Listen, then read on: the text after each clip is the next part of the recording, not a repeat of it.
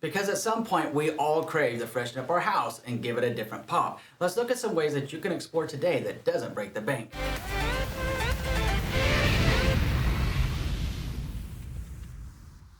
My name is Andrew Finney, and my passion is helping you make sense of real estate. If you need help finding a top agent near you, or if you simply want to drop me a line to say hello, my contact info is below. If you're new here, please go ahead and subscribe to this channel now and like this video. Thank you. All right, my friend, let's take a closer look at this. But before we begin, I want to warn you, these will have an immediate aesthetic impact on your house. If that's what you're looking for, continue on. The first thing that you can do are drape your surfaces. When you're tired of looking at that blank tabletop, it's very easy to put a drape over the top of it. The same thing could work with the runners that you see off of the table. In my personal home, I actually have runners that go off of my formal dining room table with a nice plant in the middle. It's absolutely gorgeous, and it doesn't cost a fortune to do. It'll give an immediate change to the aesthetic. So take a look at where you have your different furniture placements and think about what would look good with a drape or a runner. It doesn't have to be super expensive, and you can also get a great color pop depending on the pattern that you choose. The second thing that you can do is switch out your artwork. When we're talking about switching out your artwork, I want you to keep something in mind, because sometimes people think they have to spend an absolute fortune to be able to do this, and they really don't. When we're talking about switching up the artwork, it's very simple. You can either just reconfigure the way you have it on the wall, or go look at some consignment stores near you. It's a very good way to find some awesome stuff. I personally have found some amazing deals in a consignment store, and even got oil print art for very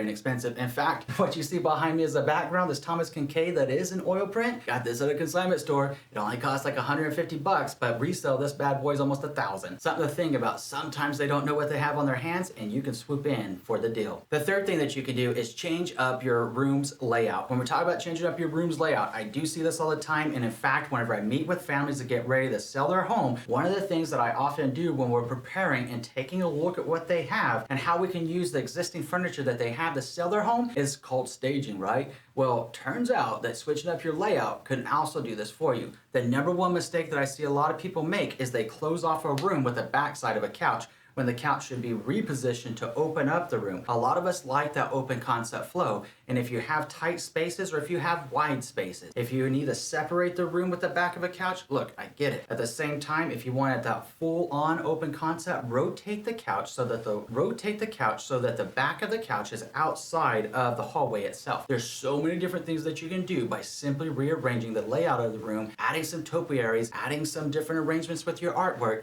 and you'll have a brand new room that's sure to delight you. The fourth thing that you can do is lift up the antiques. Antiques are always timeless. They never go out of style, and it's something that you can focus on, or something that you can make a focal point in your home. It becomes gorgeous. It becomes a talking piece. It becomes that little piece that you look at. It could be like an old rustic mirror. It could be an old rustic charm. It could even be an old water pump put in the right place would look stunning. So when you have some antiques, showcase them. Let their light shine. Their day is not gone, it's only begun. The fifth thing that you can do are use snacks in your decor. And this one is a little bit tricky, because depending on how prone you are to eating said snacks, it may be a good or a bad idea. But consider those houses that you go into and they have that beautiful glass bowl that are full of like mints or chocolates or something. It feels so welcoming and inviting when you go into that home, and it's one little decor piece that filled with some colorfully wrapped candy can really pop. The fortunate thing here is it costs nothing more than a beautiful glass bowl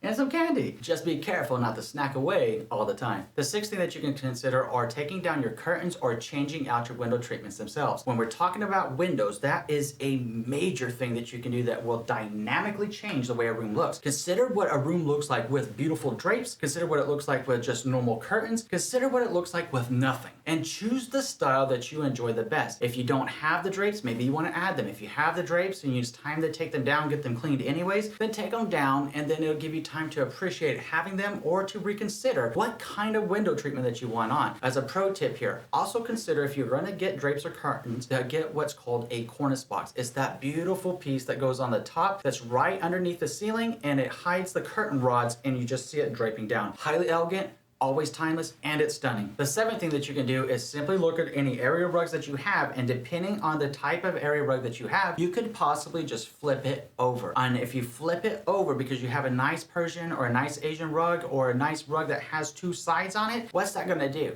When you look underneath the rug, you're gonna have that muted color pattern, and as long as it has the texture that you can pull this off, you're also gonna have a side of the rug that doesn't have any wear and tear. It's gonna give you a different texture and a different feel to your room. The eighth thing that you can do are tame the wires. When we're talking about taming the wires, we have all walked into somebody's home that when you look at the wall, as opposed to looking at any art, looking at any decor, all you see are wires dangling, and you're wondering, what are we doing? Are we going rappelling off the side of your house? What exactly is happening in this room? You wanna hide those wires. If you don't have what's called a Smurf tube, which is that tube where you hide the wires behind that you see in a lot of the newer homes, then what you can do is simply get a nice little fixture for your electrical to hide it, that brings it down straight, paint out that little conduit the same color as your wall, and it'll become hardly noticeable. It'll be a lot less noticeable than seeing dangling wires, wondering if you're going through the jungle like Indiana Jones. The ninth thing that you can do are switch out the light bulbs. Now, this seems to be like the understatement of the century, because when you talk about switching out the light bulbs, consider the way that a yellow light looks in your house compared to a bright light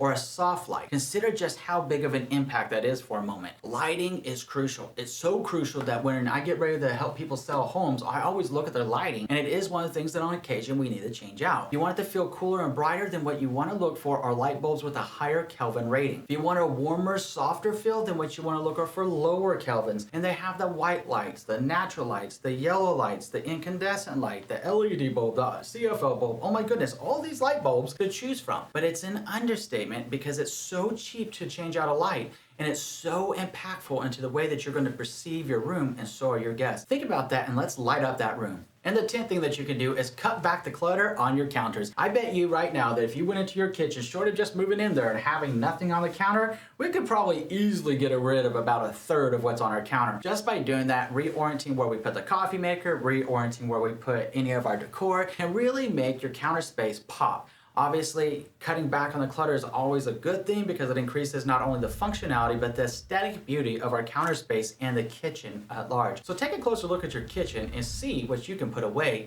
today. Okay, so now that you know how to change up the feel of your house, let's talk about 9 home upgrades that add value and how to remodel your kitchen on a budget. Looking forward to our next conversation. We'll see you in a few.